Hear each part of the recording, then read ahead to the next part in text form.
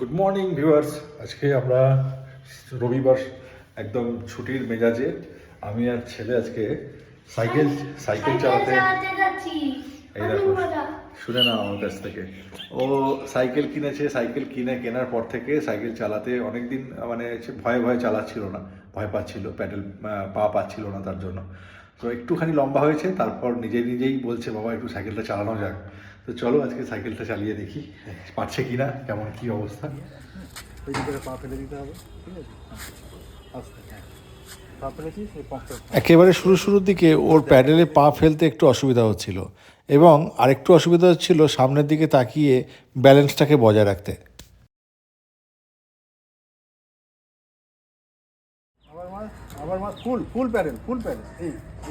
আসলে সাইকেল চালানো মানে শুধু তো মজা নয়, এটা একটা পায়ের জোর বাড়ানোরও পরীক্ষা। তো যাই হোক, মোটামুটি প্রথম দিনেই সসম্মানে সে পরীক্ষায় উত্তীর্ণ হয়েছে। মোটামুটি নিজের পায়ে সাইকেল চালিয়ে বেশ কয়েকটা রাউন্ড তার দেওয়া হলো। আর আমিও এবারে দ্বিতীয় দিনে পুরোপুরি তার হাতেই দিলাম সাইকেল চালানোর ভার। এতটুকু তাকে কিন্তু সাপোর্ট দিইনি বা ধরিনি, সে একেবারে নিজের মতো করে চালিয়ে যাচ্ছে। আমি জাস্ট পেছনে ছিলাম বা তার সঙ্গে তাকে প্রয়োজনীয় ইনস্ট্রাকশন দিয়ে গাইড করছিলাম কিভাবে সে ভালো চালাতে পারে। কেমন লাগছে? পারছিস চালাতে? তাহলে ব্রেক কোন দিকে আছে? কোনটা ব্রেক? এই দুটো? পেছনের চাকার ব্রেক কোনটা? পেছনের চাকার ব্রেক কোনটা? এদিকে। কোনটা টিপলে পেছনের চাকাটা দাঁড়াবে? এদিকে গেলে তো হাত দিয়ে দেখা কোনটা টিপবি পেছনের চাকার জন্য? এইটা, হ্যাঁ, এইটা পেছনের চাকা। আচ্ছা, আর সামনের চাকার জন্য? সামনের চাকার জন্য সামনের চাকার ব্রেক কোনটা?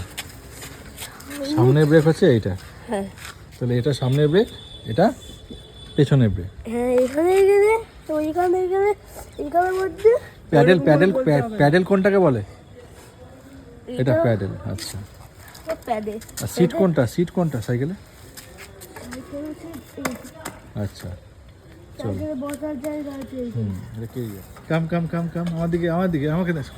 আমাকে দেয়।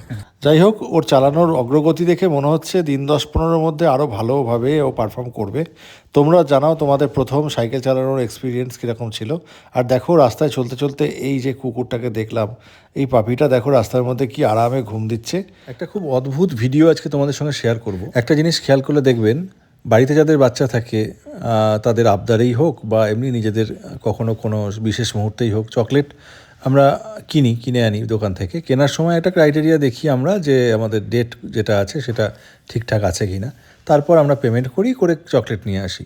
তো আমি কালকে বাজার থেকে এই চকলেটটা এনেছিলাম।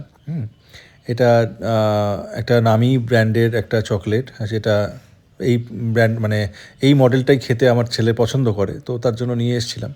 কিন্তু ভালো করে দেখলাম চকলেটটার মধ্যে কীরকম একটা ছাতা ধরা ব্যাপার। এটা কি নর্মাল? তো আমার এত চকলেট সম্পর্কে কিন্তু ধারণা নেই।